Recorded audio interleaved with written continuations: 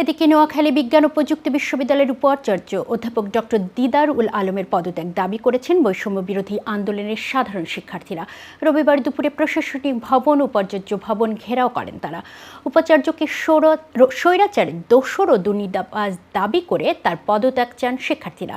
এ সময় উপাচার্য অধ্যাপক ডক্টর আব্দুল বাকির পদত্যাগও দাবি করা হয়।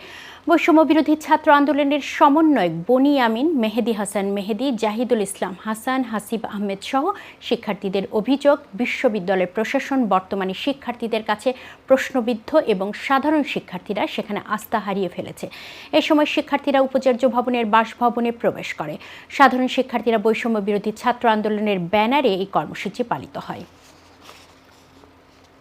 আমরা এখান থেকে বলে দিতে চাই, আজকের ভিতর যদি আপনারা পদত্যাগ না করেন, নির্লজ্জ বিসি প্রভিসি যদি পদত্যাগ না করে, আমরা আগামীকাল থেকে কঠোর কর্মসূচি ঘোষণা দেব।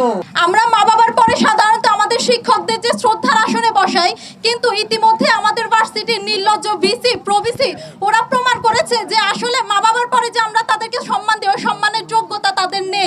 আমরা ছিলাম, আমরা আছি, আমরা থাকবো, ততক্ষণ পর্যন্ত থাকবো যতক্ষণ পর্যন্ত এই বৈষম্য এই নোয়াখালী বিজ্ঞান প্রযুক্তি থেকে যাবে না, এই বৈষম্য বাংলাদেশ থেকে যাবে না।